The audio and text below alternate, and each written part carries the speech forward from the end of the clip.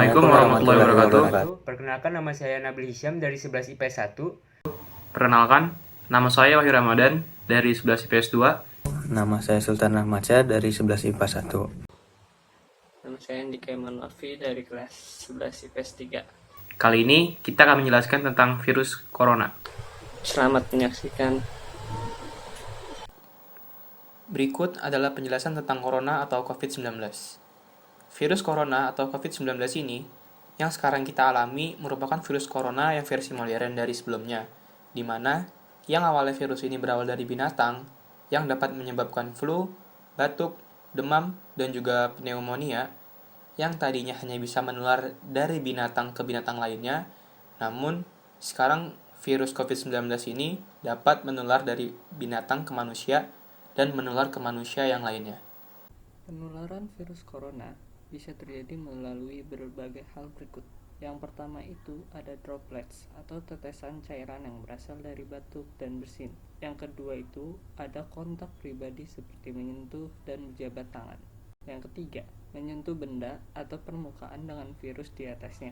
Kemudian menyentuh mulut, hidung, atau mata sebelum mencuci tangan. Lalu selanjutnya saya akan memberitahu gejala-gejala seseorang yang terkena virus corona. Untuk hari pertama, orang itu akan merasa demam, nyeri otot, batuk pilek. Hari kedua, sulit bernapas.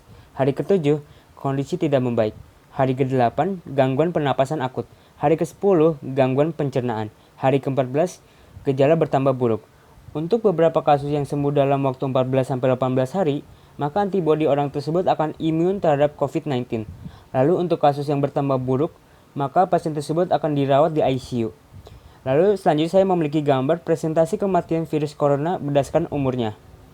10-19 tahun 0,2%, 20-29 tahun 0,2%, 30-39 tahun 0,2%, 40-49 tahun 0,4%, 50-59 tahun 1,3%, 60-69 tahun 3,6%, 70-79 tahun 8,0%, 80 ke atas 14,8%.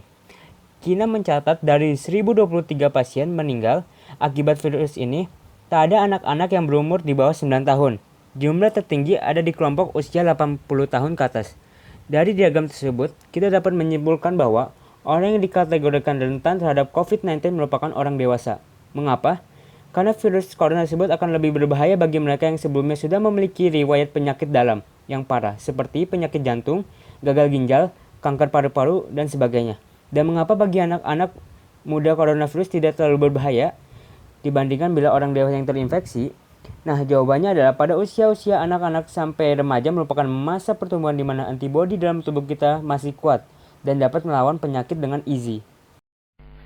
Nah, berikut merupakan upaya pencegahan yang diberikan oleh Kementerian Hukum dan HAM RI. Yang pertama ada hindari menyentuh wajah dengan tangan yang kotor. Yang kedua adalah menggunakan masker ketika sedang di luar. Lalu yang ketiga ada batuk atau bersin ditutup dengan pangkal lengan atau tisu.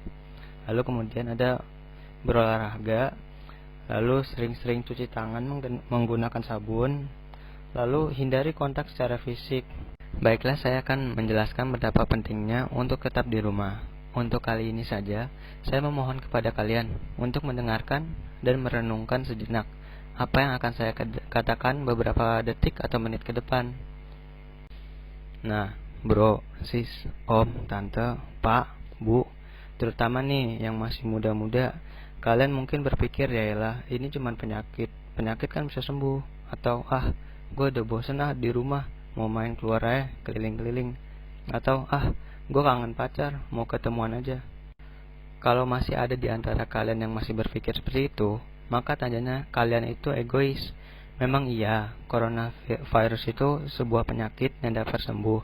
Namun itu hanya untuk kalian generasi muda dan tidak untuk orang-orang dewasa seperti orang tua kalian, keluarga kalian, guru-guru kalian, atau dosen kalian. Jadi, mentang-mentang kalian tidak akan mati bila terkena virus tersebut, namun kalian bisa menyebarkan virus tersebut kepada orang lain yang kalian temui, yang dalam biologi ini disebut sebagai carrier, yang berarti kalian sebagai pembawa virus atau wadah sebuah virus.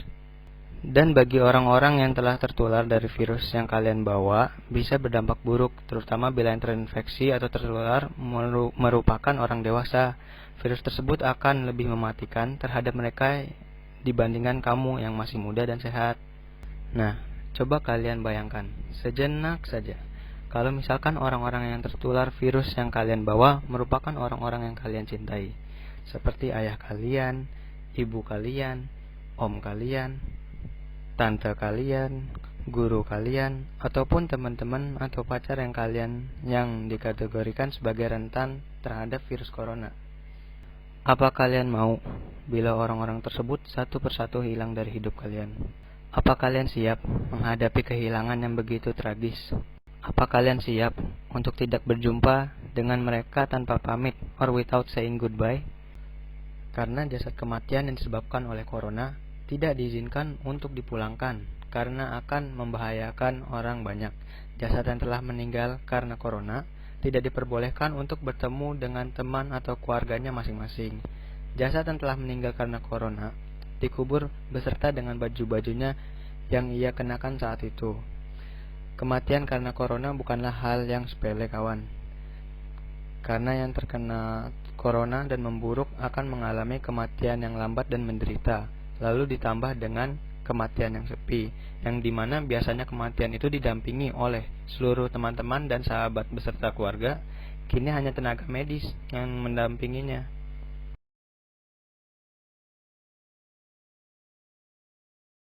من أجل ذلك كتبنا على بني إسرائيل أنه من قتل نفسا بغير نفس أو فساد في الأرض فكأنما قتل الناس جميعا ومن أحياها فكأنما أحيا الناس جميعا ولقد جاءتهم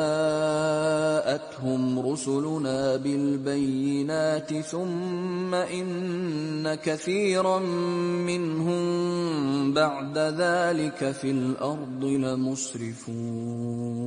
Yang artinya, oleh karena itu kami tetapkan suatu hukum bagi Bani Israel bahwa barang siapa yang membunuh seorang manusia bukan karena orang itu membunuh orang lain atau bukan karena membuat kerusakan di muka bumi, maka seakan-akan dia telah membunuh manusia seluruhnya.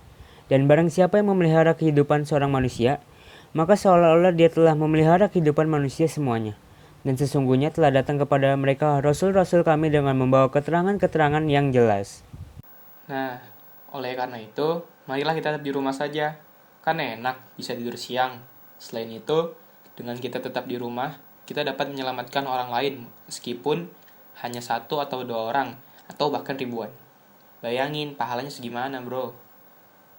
Kalau kalian masih yakin juga mau keluar, ya semoga Allah memberikan pencerahan dalam hidupnya agar lebih bermakna. Jangan lupa like, comment, dan subscribe.